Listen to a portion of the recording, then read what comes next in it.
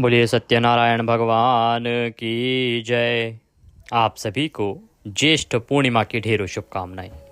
प्रिय भक्तों, आज आप सभी ज्येष्ठ पूर्णिमा पर सत्यनारायण भगवान का व्रत कर रहे हैं। आज के इस वीडियो में हम सुनेंगे सत्यनारायण व्रत कथा। सत्यनारायण व्रत कथा जिसके श्रवण करने मात्र से ही आपका कल्याण हो जाता है। भगवान सत्यनारायण जो कि इस कलयुग में मनुष्य के सभी संकटों का हरण करने के लिए आए हैं। परमात्मा कहते हैं कि आप अगर सत्यनारायण भगवान का व्रत करते हैं, पूजन करते हैं और कथा श्रवण करते हैं तो वो आपकी सभी मनोवांछित इच्छाओं को पूरा करते हैं। आइए कथा आरंभ करते हैं। आशा करते हैं कि आपने विधिवत पूजन कर लिया होगा। इसमें संकल्प की महिमा बहुत अधिक है, तो आशा करते हैं कि आपने संकल्प भी कर लिया होगा। अगर संकल्प नहीं किया है तो विधि आपको बता देते हैं। संकल्प कीजिए और कथा सुनना आरंभ कीजिए। अपने सीधे हाथ में जल लीजिए। 1 रुपए का सिक्का दक्षिणा के रूप में कम से कम रखिए, अधिक जो भी रखना चाहें वह रख सकते हैं। और 3 बार बोलिए ओम श्री विष्णु, ओम श्री विष्णु, ओम श्री विष्णु। अपना नाम, अपना गोत्र, जिस स्थान पर बैठकर आप संकल्प कर रहे हैं वहां का मकान नंबर, क्षेत्र का नाम, शहर का नाम। ज्येष्ठ मासे शुक्ल पक्षे पूर्णमस्यायाम पुण्यतिथियो आयु आरोग्यता प्राप्त्यार्थाय सुख संपत्ति प्राप्त्यार्थाय भगवान सत्यनारायण व्रत पूजनम संकल्पम संकरिष्ये। बोली सौ श्री विष्णु शरणौ शरणम प्रपद्ये, और वह संकल्प भगवान के चरणों में अर्पित कर दीजिए। इसके बाद अब आप पूजन कीजिएगा और उसके बाद आपको कथा सुननी चाहिए। कथा आरंभ करें उससे पहले आपसे निवेदन है कि भगवान की कथा का यह वीडियो है तो कृपया वीडियो को एक बार लाइक अवश्य कर दीजिएगा अपने व्रत की सफलता के लिए। और सत्यनारायण भगवान का आशीर्वाद प्राप्त करने के लिए कमेंट बॉक्स में अवश्य लिखिएगा जय सत्यनारायण भगवान या श्रीमन नारायण। भगवान नारायण अवश्य ही आपके व्रत को सफल बनाएंगे। आप देख रहे हैं देवभूमि ज्योतिष संस्थान का प्रतिष्ठित यूट्यूब चैनल देवभूमि धार्मिक। हम यहाँ पर सभी प्रकार के व्रत और त्योहारों की सही शास्त्रीय जानकारी प्रदान करते हैं। पंचांग और ज्योतिष शास्त्र अनुसार बताते हैं कि व्रत कैसे करना है, कब करना है, क्या विधि है, क्या नियम है। यदि सही जानकारी प्राप्त करते रहना चाहते हैं तो चैनल को अवश्य ही सब्सक्राइब कीजिएगा। और जब आप सब्सक्राइब करेंगे तो वहां पर एक बेल आइकन का निशान बना हुआ आएगा, घंटी का निशान बना हुआ आएगा, उसको अवश्य दबाइएगा, तभी आपको हमारे सारे वीडियोस मिलेंगे, अन्यथा आपसे वीडियो छूट जाएंगी। अगर दक्षिणा आदि कुछ भेजना चाहते हैं तो डिस्क्रिप्शन बॉक्स में जानकारी दी गई है, वहां पर आप भेज सकते हैं, अन्यथा कमेंट बॉक्स में लिखकर भी जानकारी प्राप्त कर सकते हैं। आइए आरंभ करते हैं। अथ श्री सत्यनारायण भगवान व्रत कथायाम प्रथमो अध्यायः। व्यास उवाच। व्यास जी ने कहा, एक समय सौनक आदि सभी मुनिगण नैमिषारण्य में एकत्र हुए और उन्होंने कलयुग में लोगों के हित के लिए वेदों व पुराणों के ज्ञाता श्री सूत जी से पूछा, हे सूत जी, हे वेद वेदांग के ज्ञाता, इस कलयुग में वह कौन सा व्रत तप है जिसके करने से मनवांछित फल मिलता है? हे महामुने, कृपा करके हमें कलयुग में पापों से छुटकारा और धन धान्य देने वाला कोई उपाय बताएं। हम सब ऋषि मुनि आपके श्री मुख से वह उपाय सुनना चाहते हैं। इस प्रकार से नैमिषारण्य में सभी ऋषि मुनियों ने श्री सूत जी से कहा। श्री सूत जी बोले, हे मुनि श्रेष्ठ, तुम धन्य हो जिसने प्राणियों के हित के लिए इतना उत्तम प्रश्न किया है। एक बार ऐसा ही प्रश्न नारद जी ने भगवान कमलापति से किया था। भगवान कमलापति कौन? भगवान श्री हरि विष्णु से किया था। और वही मैं अब आपको सुनाता हूँ कि क्या वह वृतांत था। और इस प्रकार प्रश्न जब नारद जी ने भगवान विष्णु से किया तो भगवान विष्णु ने क्या उत्तर दिया। एक बार की बात है कि नारद जी भ्रमण करते करते पृथ्वी लोक में जा पहुंचे। उनका ये जो भ्रमण था वो तीनों लोकों के प्राणियों के परोपकार की भावना से था कि किस प्रकार से तीनों लोक के प्राणियों का परोपकार किया जाए।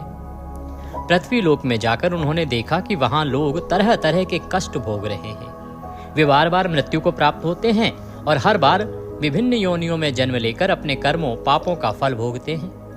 उन सभी दुखी प्राणियों को देखकर नारद सोचने लगे कि इनका कष्ट किस प्रकार दूर हो। नारद जी विचार करने लगे कि किस प्रकार इनके दुख दूर हों और इनके दुखों से इन्हें मुक्ति मिले। यही सब सोचते सोचते वह विष्णु लोक में आ गए। वहां 4 भुजाधारी भगवान विष्णु शेष सैया पर विराजे हुए थे। वे शंख, चक्र, गदा व कमल अपने हाथों में धारण किए हुए थे। गले में वनमाल पड़ी थी। नारद जी ने मुग्ध भाव से उन्हें देखा और फिर बोले, हे श्री हरि, मन और वाणी से परे हैं, अनंत शक्तिधारी, मैं आपको प्रणाम करता हूँ। हे प्रभु, आपका ना आदि है, ना मध्य है और ना अंत है। आप इससे सर्वथा मुक्त हैं। हे सर्वात्मा के आदिकरण, मैं आपको नमस्कार करता हूँ। नारद जी की स्तुति सुनकर भगवान विष्णु ने मुस्कुराकर पूछा, हे नारद, तुम्हारे मन में अवश्य ही कोई ऐसी बात है जिसके कारण तुम यहाँ आए हो। तुम्हारे मन में क्या है, मुझे सब कुछ बताओ। भगवान के ऐसे वचन सुनकर नारद जी ने कहा, प्रभु, मृत्युलोक के सभी प्राणी अपने पाप कर्मों के कारण बार बार विभिन्न योनियों में जन्म लेकर कष्ट भोग रहे हैं। वे बार बार पैदा होते हैं और फिर अपने कर्मों के अनुसार भोग करते हुए पुनः मृत्यु को प्राप्त होते हैं। हे भगवान, यदि आप मुझ पर कृपा रखते हैं तो इन प्राणियों के दुख दूर करने का कोई सुगम एवं छोटा उपाय बताएं। इस प्रकार से देवर्षि नारद ने भगवान श्री हरि विष्णु से प्रार्थना की। भगवान श्री विष्णु बोले, हे नारद, तुम हमेशा सबका हित चाहते हो, तुम साधु हो।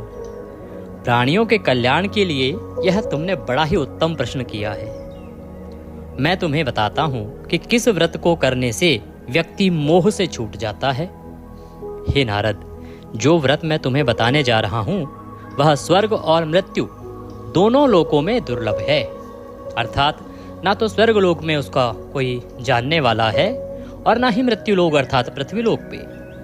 किंतु तुम्हारे स्नेह के कारण मैं तुम्हें इस व्रत का पूरा विधान बताता हूं।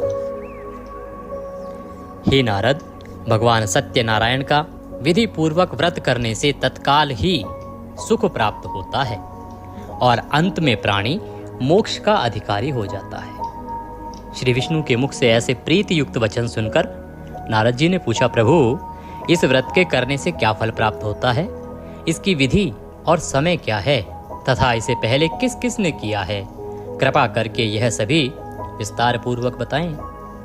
भगवान श्री विष्णु ने कहा, हे नारद, यह व्रत दुख और शोक को दूर करने वाला है। इससे धन धान्य में वृद्धि होती है तथा सौभाग्य व संतान की प्राप्ति होती है। प्राणी को चारों दिशाओं में विजय श्री दिलाने वाले इस व्रत को व्यक्ति किसी भी दिन पूर्ण श्रद्धा व भक्ति से कर सकता है।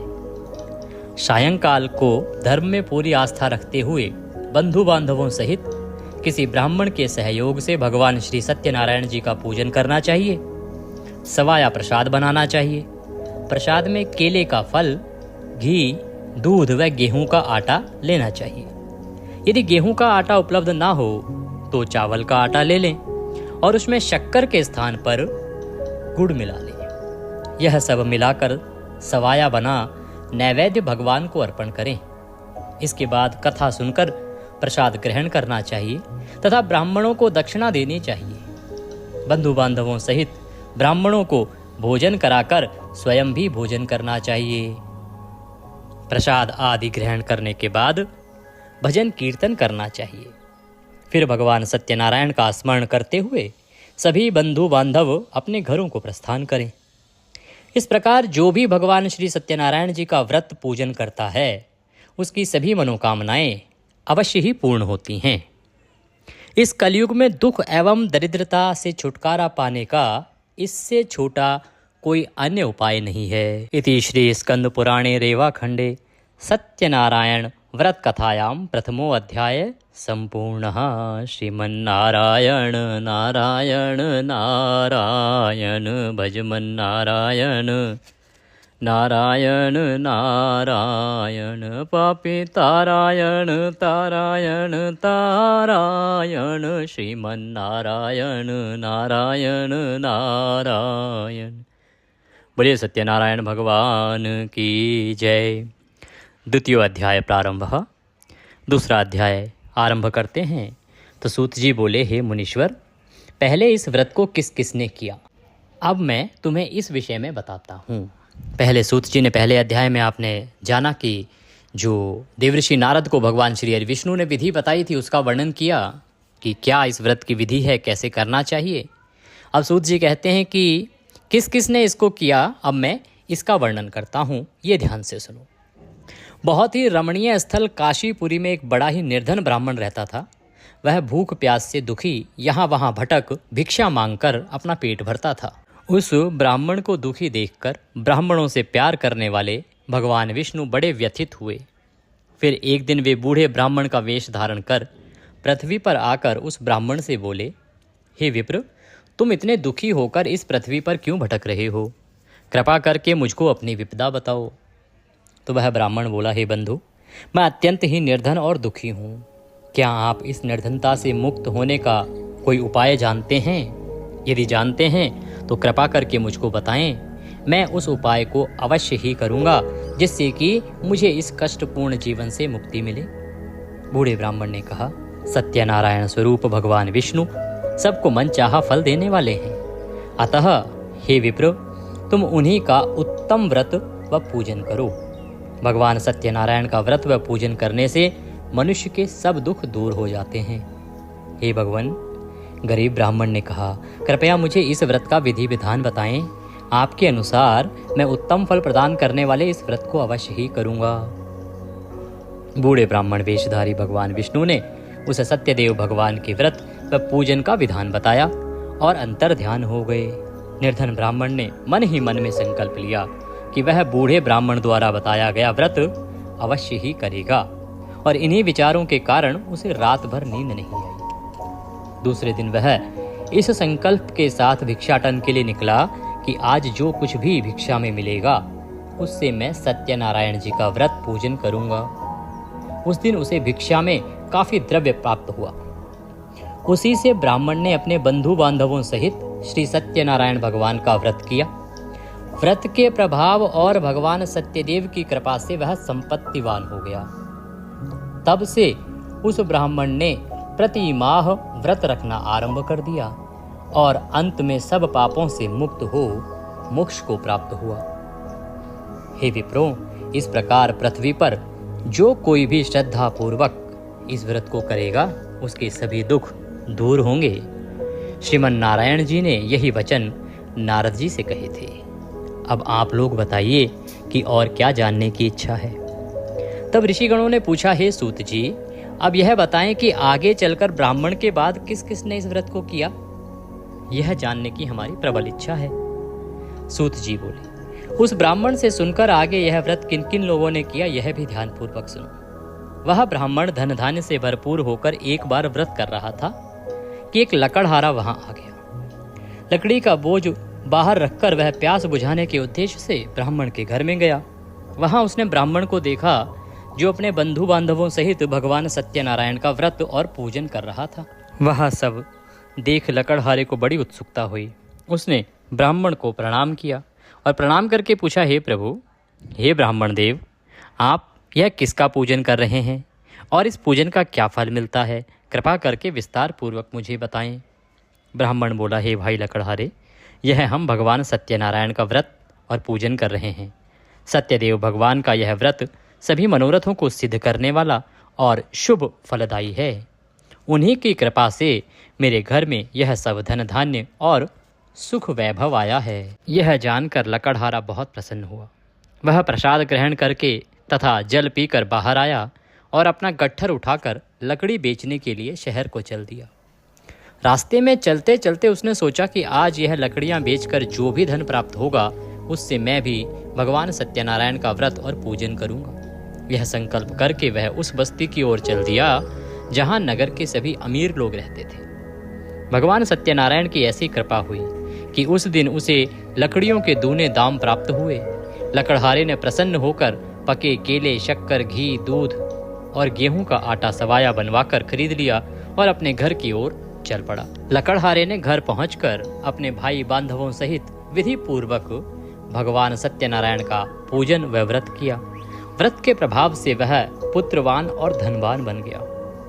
फिर इस लोक में चिरकाल तक सुख भोग कर अंत में भगवान सत्यनारायण की कृपा से उनके लोक को चला गया। इति श्री स्कंद पुराणे रेवाखंडे सत्यनारायण व्रत कथायाम द्वितीय अध्याय समाप्तः। बोलिए सत्यनारायण भगवान की जय।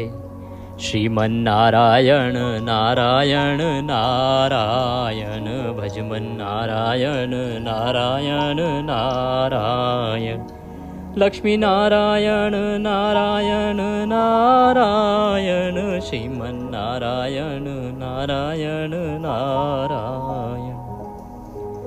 आइए तीसरा अध्याय आरंभ करते हैं। सूत जी बोले, हे मुनियों, अब मैं इससे आगे की कथा सुनाता हूँ, ध्यानपूर्वक सुनो। पूर्व काल में उल्कामुख नाम का एक बुद्धिमान राजा था। वह बड़ा ही जितेंद्रिय एवं सत्यवादी था। वह नित्य प्रति मंदिरों आदि में जाकर ब्राह्मणों को दान दक्षिणा देकर प्रसन्न रखता था। उसकी रानी बड़ी पतिव्रता और सुमुखी थी। एक बार वे राजा रानी भद्रशिला नदी के तट पर भगवान सत्यनारायण का व्रत कर रहे थे और उसी समय साधु नामक एक वैश्य धन धान्य से भरी अपनी नौका लेकर वहां पहुंचा। साधु वैश्य ने अपनी नाव को किनारे पर लगाकर व्रत पूजन में व्यस्त राजा रानी को देखा। फिर उनके निकट जाकर विनय पूर्वक राजा से बोला, हे राजन, आप इतने भक्तिभाव से यह किस देवता का पूजन कर रहे हैं? कृपा करके यह सब वृतांत मुझे बताएं। राजा उनकी विनय सुनकर बोला, हे वैश्य, हम अपने बंधु बांधवों सहित भगवान विष्णु जैसे तेजस्वी भगवान श्री सत्यनारायण जी का व्रत और पूजन कर रहे हैं। यह सब हम पुत्र आदि की प्राप्ति के लिए कर रहे हैं। राजा की बात सुनकर साधु बोला, महाराज, आप कृपा करके मुझे इस व्रत के संबंध में सारा विधान बताएं, ताकि मैं भी इस व्रत को करूं। मेरे भी कोई संतान नहीं है। क्या इस व्रत के प्रभाव से मेरे संतान हो जाएगी? अवश्य होगी वैश्य। भगवान सत्यदेव किसी को कभी निराश नहीं करते। यह कहकर राजा ने उसे व्रत से संबंधित पूरा विधि विधान बता दिया। सब कुछ जान लेने के बाद वैश्य खुशी खुशी अपने घर चल दिया। घर पहुंचकर उसने अपनी पत्नी लीलावती को सब कुछ बताया और फिर बोला, यदि हमारे घर में संतान हुई तो हम भी सत्यनारायण भगवान का व्रत करेंगे। उसकी पत्नी यह सुनकर बहुत प्रसन्न हुई। इस प्रकार दिन गुजरने लगे और कुछ समय बाद लीलावती गर्भवती हो गई। 10वें माह में उसने एक कन्या को जन्म दिया। यह कन्या चंद्र की कला की भांति दिनों दिन बढ़ने लगी। इस कन्या का नाम कलावती रखा गया। एक दिन लीलावती ने अपने पति से कहा, स्वामी, आपने कहा था कि जब हमारे संतान उत्पन्न हो जाएगी तब आप भगवान सत्यनारायण का व्रत व पूजन करेंगे। अब आप अपने संकल्प के अनुसार यह कार्य क्यों नहीं करते हैं? अब आपको यह कार्य करना चाहिए। भगवान सत्यनारायण का व्रत करना चाहिए, पूजन करना चाहिए, क्योंकि हमें उन्होंने संतान दी है। साधु बोला, प्रिय, हम कन्या के विवाह के समय यह व्रत कर लेंगे। इसके बाद वैश्य पुनः अपने काम से दूसरे नगर को चला गया। इधर कन्या भगवान सत्यनारायण की कृपा से तेजी से बढ़ रही थी। एक दिन वैश्य ने अपनी पुत्री को सहेलियों के साथ विचरण करते देखा तो उसे सुधि आई कि कन्या सयानी हो गई है और अब इसका विवाह कर देना चाहिए। अतः पत्नी से विचार विमर्श करके उसने शीघ्र ही कन्या के योग्य वर तलाशने के लिए अपने दूतों को भेज दिया। वैश्य की आज्ञा पाकर दूत सर्वप्रथम सुसंपन्न कांचन नगर को चल दिए। कुछ दिनों बाद वे वहां से एक बड़े ही गुणवान और सुंदर वैश्य पुत्र को अपने साथ ले आए। साधु वैश्य ने अपने बंधु बांधवों सहित उसे देखा और वार्तालाप करके संतुष्ट हो गया। फिर कुछ दिन बाद उसने विधि पूर्वक अपनी कन्या का विवाह उसके साथ कर दिया। लेकिन दुर्भाग्यवश उस समय भी वह भगवान सत्यनारायण जी का व्रत और पूजन करना भूल गया। परिणाम स्वरूप सत्यनारायण भगवान रुष्ट हो गए। इस प्रकार कुछ समय बीत गया। अब वैश्य ने सोचा कि व्यापार के लिए चलना चाहिए। अपने कार्य के प्रति वह सदा ही सचेत रहता था, अतः अपने जामाता को लेकर वह व्यापार के लिए चल दिया। इस बार वह समुद्र के समीप रत्न सागर नामक सुंदर और संपन्न नगर को गया। वहां जाकर वह अपने जामाता के साथ व्यापार में व्यस्त हो गया। इस सुंदर और संपन्न नगर में राजा चंद्रकेतु का राज्य था। उस समय अपनी प्रतिज्ञा से भ्रष्ट हुए वैश्य को भगवान सत्यनारायण ने श्राप दिया कि हे वैश्य, तू घोर कष्ट को प्राप्त होगा। एक दिन राजा की संपत्ति चुराकर एक चोर वहां गया जहां वैश्य साधु और उसका जमाता ठहरे हुए थे। उसके पीछे पीछे राजा के सिपाही लगे थे। अतः डर के मारे उस चोर ने राजा का चुराया हुआ धन वहीं छोड़ दिया और आलोप हो गया। उसके पीछे पीछे आए सिपाहियों ने राजा का धन वहां पड़ा देखा तो चोरी के अपराध में उन दोनों वैश्यों को बंदी बना लिया। किन दोनों को? जो साधु नामक वैश्य था उसको और उसके जमाता अर्थात दामाद को। हर्षित होकर सिपाहियों ने राजा को जाकर कहा कि महाराज, राजमहल में चोरी करने वाले 2 चोरों को हम पकड़ लाए हैं, आप देखकर आज्ञा दें।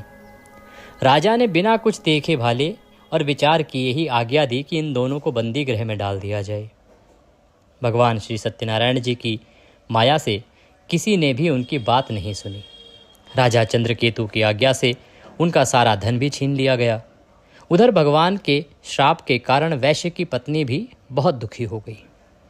उसके घर की सारी संपत्ति चोर ले गए। वह शरीर से रुग्ण होकर चिंतित अवस्था में अन्न के लिए घर घर भटकने लगी। पहनने ओढ़ने की क्या कहें साहब, घर में खाने को अन्न का दाना तक नहीं रहा। ऐसा ही हाल उसकी पुत्री कलावती का भी था। एक दिन भूखी प्यासी कलावती ब्राह्मण के यहाँ गई, जहाँ उसने भगवान सत्यनारायण जी का व्रत व पूजन होते देखा। उसने वहाँ बैठकर बड़ी श्रद्धा से कथा सुनी और प्रसाद लेकर रात को अपने घर को लौटी। घर आने पर उसकी माँ ने पूछा, बेटी, इतनी रात तक तू कहाँ थी तथा तेरे मन में क्या है? कलावती ने माँ को बताया, माँ, मैंने एक ब्राह्मण के घर पर सभी मनोकामनाओं को पूर्ण करने वाले भगवान सत्यनारायण का व्रत होते देखा है। मैं भी वहीं थी और श्रद्धापूर्वक कथा श्रवण कर रही थी। कन्या की बात सुनकर वैश्य की पत्नी को तत्काल स्मरण हुआ आया कि उसके पति ने व्रत करने का संकल्प लिया था, किंतु आज तक व्रत नहीं किया। उसने सोचा कि संभव है इसीलिए हम पर यह संकट आया हो। यह सोचकर उसने तत्काल निर्णय लिया कि अपनी पुत्री के साथ वह भी इस व्रत को करेगी। दूसरे ही दिन लीलावती ने अपने बंधु बांधवों के साथ व्रत किया और भगवान सत्यदेव से प्रार्थना की कि उसके पति व जमाता शीघ्र ही लौट आएं और प्रभु सत्यनारायण उनके अपराध को क्षमा करें। लीलावती द्वारा किए गए व्रत और उसकी प्रार्थना को सुनकर भगवान सत्यदेव प्रसन्न हो गए। उसी रात उन्होंने स्वप्न में राजा चंद्रकेतु को दर्शन देकर आज्ञा दी कि हे राजा, सवेरे होते ही दोनों वैश्यों को मुक्त कर दे तथा उनका छीना हुआ धन भी लौटा दे। यदि ऐसा नहीं करेगा तो मैं धन और पुत्रों सहित तेरे राज्य का नाश कर दूंगा। इतना कहकर भगवान अंतर्ध्यान हो गए। सुबह राजा की आंख खुली तो उसने अपने जो सभासद थे, जो मंत्रीगण थे, उन सभी को अपने स्वप्न के विषय में बताया। सबसे विचार विमर्श किया और विचार विमर्श करके फिर आदेश दिया कि चोरी के अपराध में जो बंदी बनाए हुए वैश्य हैं उनको तत्काल ही छोड़ दिया जाए और हमारे समक्ष लाया जाए। सिपाही आदर सहित उन दोनों को राजा के समक्ष ले आए। वो दोनों ने नम्रता से राजा को नमस्कार किया। वे डर रहे थे कि राजा न जाने अब क्या आज्ञा दे दे, लेकिन उन्हें देखकर बड़ा ही आदर भाव से राजा ने कहा, भगवान ने आपको कष्ट दिया है, किंतु अब डरने की कोई बात नहीं है। यह कहकर राजा ने बेड़ियां कटवाकर उनकी हजामत वगैरह बनवाई और गहनों वस्त्रों से उन्हें अलंकृत कर उनकी प्रशंसा की। उनका जो धन छीना था उससे दोगुना धन देकर उन्हें विदा किया। दोनों ने राजा को प्रणाम किया तथा धन लेकर खुशी खुशी अपने घर को चल दिए। इति श्री स्कंद पुराणे रेवाखंडे सत्यनारायण व्रत कथायां तृतीयो अध्यायः संपूर्णः। बोलो सत्यनारायण भगवान की जय। श्रीमन्नारायण नारायण नारायण भजमन नारायण नारायण नारायण लक्ष्मी नारायण नारायण नारायण भजमन नारायण नारायण। चतुर्थो अध्यायः, चौथा अध्याय आरंभ करते हैं। तो सूत जी बोले, इस प्रकार साधु नामक वैश्य मंगल स्मरण करके और ब्राह्मणों आदि को दक्षिणा देकर अपने घर को चल दिया। जब राजा के वहाँ से उनको मुक्त कर दिया गया, वो जहाँ पे उनका व्यापार था वहाँ आए और वहाँ उसने अपने ब्राह्मणों आदि को भोजन कराया, उनको दक्षिणा आदि दी और वहाँ से अपने घर के लिए चल दिया।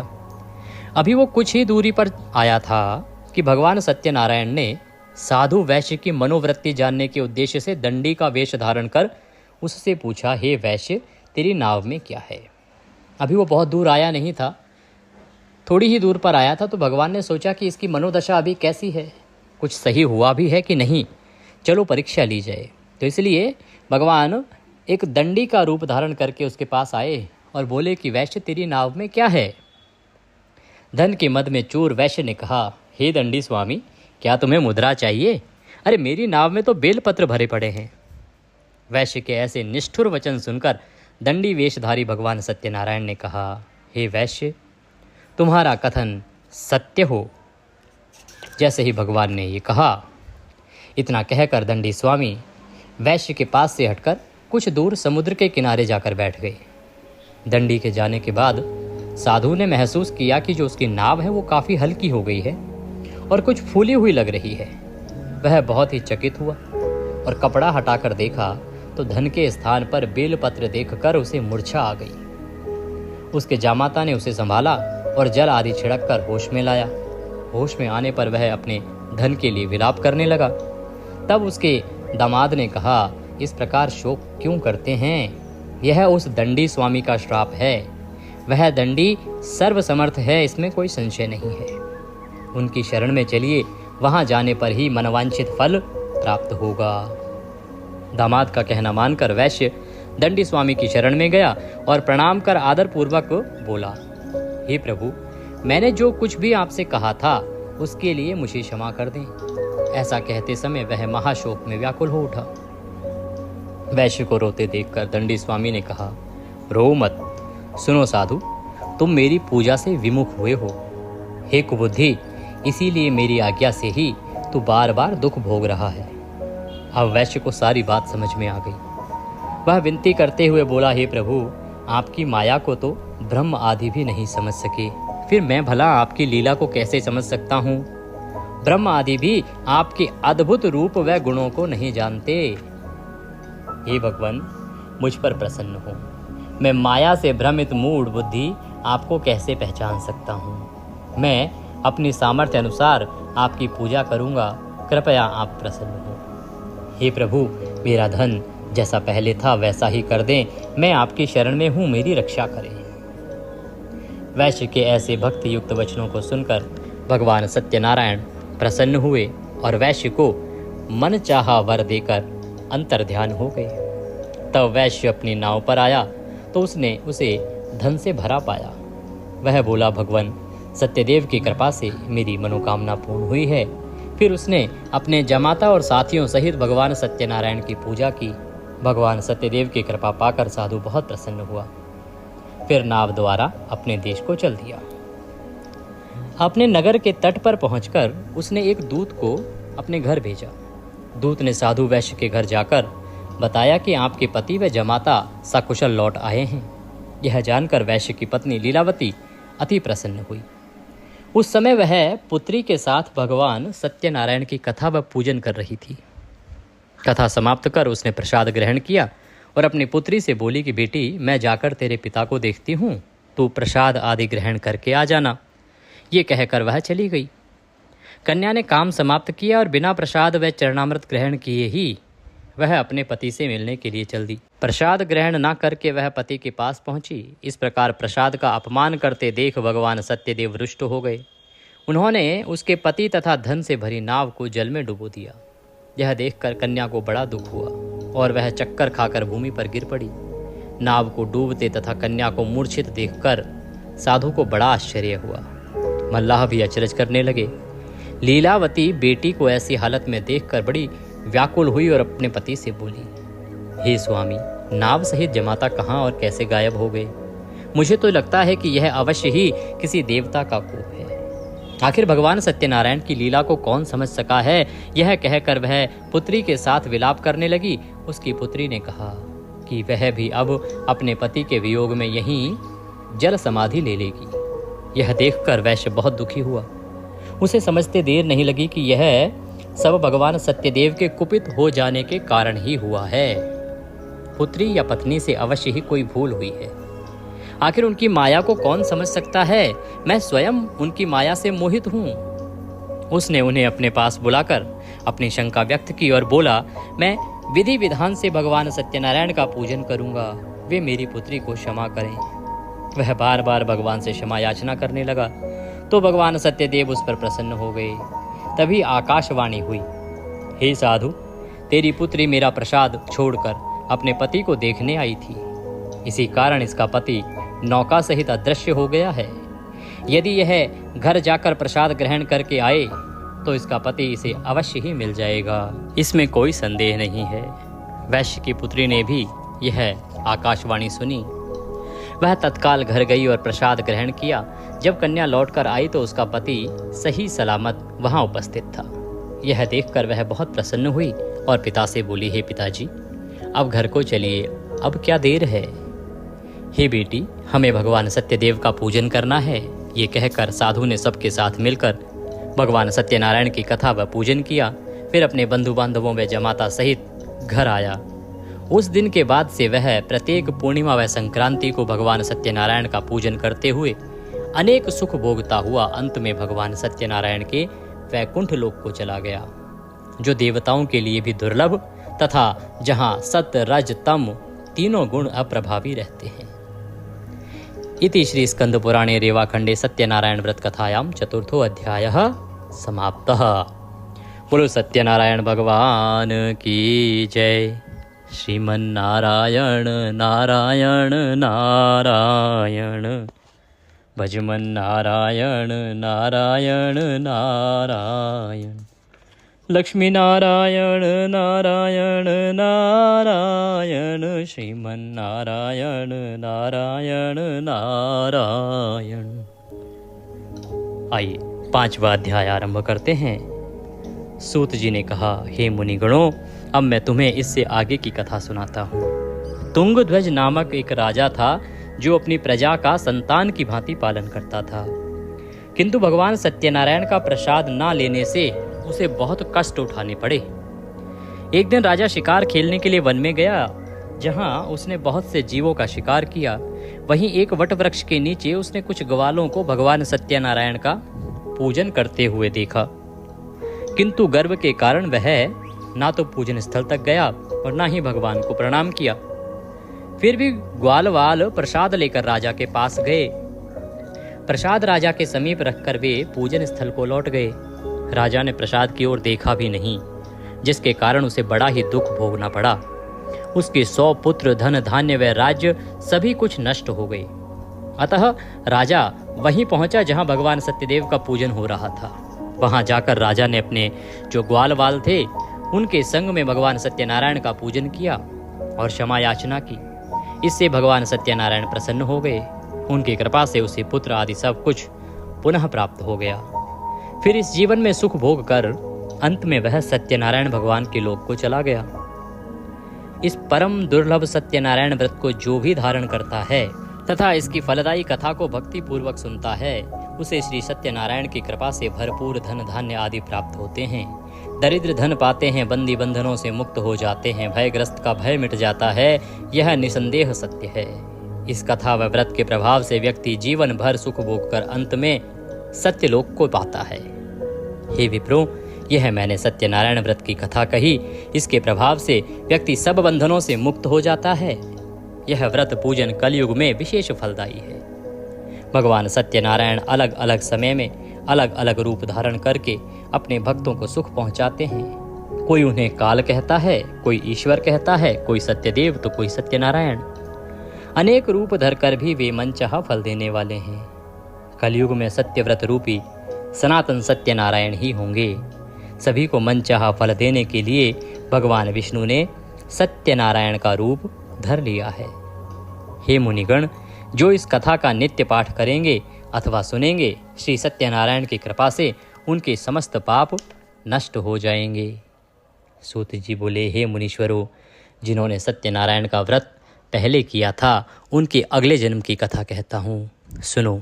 महान बुद्धिमान शतानंद ब्राह्मण सुदामा हुआ और श्री कृष्ण की आराधना कर मोक्ष को प्राप्त हुआ। लकड़ी बेचने वाला लकड़हारा भील गोहराज बना और श्री राम जी की सेवा कर मोक्ष का अधिकारी हुआ। राजा उल्कामुख महाराज दशरथ हुए और श्री रंगनाथ की पूजा कर वैकुंठवासी हुए। साधु नामक वैश्य सत्यव्रतधारी मूर्ध्वज राजा बना।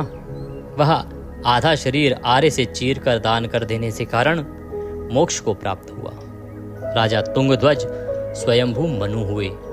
वे सभी को वैष्णव पथ पर लगा भागवत बना वैकुंठ को गए।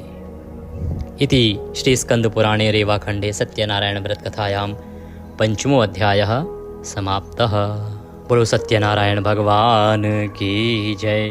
श्रीमन्नारायण नारायण नारायण भजमन नारायण नारायण नारायण लक्ष्मी नारायण नारायण नारायण श्रीमन नारायण नारायण। प्रिय भक्तों, इसी के साथ कथा यहाँ पूर्ण होती है। अब आपको आरती करनी चाहिए। आरती लगा लीजिए, कर्पूर जलाएंगे और आरती आरंभ करेंगे। मैं आपका कुछ पल के लिए इंतज़ार करता हूँ, प्रतीक्षा करता हूँ। आप आरती सजा लीजिए और अगर आप दक्षिणा आदि कुछ भेजना चाहते हैं तो जो जानकारी है, हमारे जो नंबर्स हैं वो दिए गए हैं डिस्क्रिप्शन बॉक्स में, उन पर भेज सकते हैं या कमेंट बॉक्स में लिखकर भी पूछ सकते हैं। वहाँ पर भी मैं आपको अपने नंबर्स की जानकारी प्रदान कर दूंगा। तो जो भी श्रद्धा अनुसार आप दान दक्षिणा देना चाहें वह भेज सकते हैं। आइए, आपने आरती लगा ली होगी, अब आरती करते हैं। सत्य नारायण भगवान की यह आरती है। जय लक्ष्मी रमणा स्वामी, जय लक्ष्मी रमणा सत्यनारायण स्वामी, जनपातक हरणा। ओम जय लक्ष्मी रमणा, रत्न जड़ित सिंहासन अद्भुत छविराजे, प्रभु अद्भुत छविराजे। नारद करत निराजन, घंटा ध्वनि बाजे। ओम जय लक्ष्मी रमणा, प्रकट भये कलि कारण, द्विज को दर्श दियो, प्रभु द्विज को दर्श दियो। बूढ़ो ब्राह्मण बन कर कंचन महल कियो। ओम जय लक्ष्मी रमणा, दुर्बल मील कठारो, जिन पर कृपा करी, प्रभु जिन पर कृपा करी। चंद्रचूड़ एक राजा, तिनकी विपत हरी। ओम जय लक्ष्मी रमणा, वैश्य मनोरथ पायो, श्रद्धा तज दीनी। सो फल भोग्यो प्रभु जी, फिर स्तुति कीनी। ओम जय लक्ष्मी रमणा, भाव भक्ति के कारण, छिन छिन रूप धर्यो, श्रद्धा धारण कीन्ही, तिनको काज सर्यो। ओम जय लक्ष्मी रमणा, ग्वाल बाल संग राजा, वन में भक्ति करी। मनवांछित फल दीनो, दीन दयालु हरि। ओम जय लक्ष्मी रमणा, चढ़त प्रसाद सवायो, कदली फल मेवा, धूप दीप तुलसी से, राजी सत्य देवा। ओम जय लक्ष्मी रमणा, सत्य नारायण जी की आरती जो कोई नर गावे, प्रभु प्रेम सहित गावे। रिद्धि सिद्धि सुख संपत्ति सहज रूप पावे। ओम जय लक्ष्मी रमणा। बोलिए श्री सत्यनारायण भगवान की जय।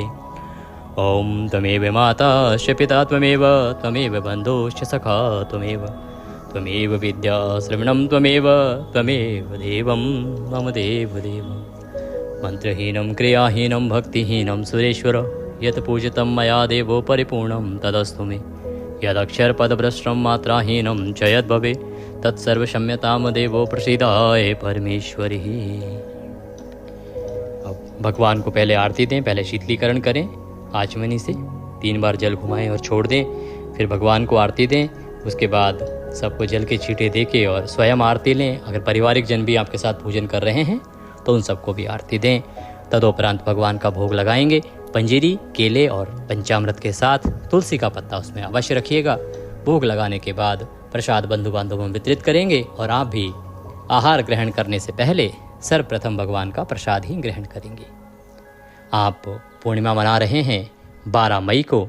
बहुत ही उत्तम दिन है। इस दिन जितना दान पुण्य करेंगे उतना उत्तम रहेगा। इससे संबंधित वीडियो हमने अपलोड किए हैं, उनको अवश्य ही देख लीजिएगा। भगवान सत्यनारायण की कथा का यह वीडियो यदि अभी तक लाइक नहीं किया है तो एक बार लाइक अवश्य कर दीजिएगा। भगवान सब पर कृपा करें। चैनल पर नए हैं तो सब्सक्राइब करते जाइएगा। हरे कृष्ण।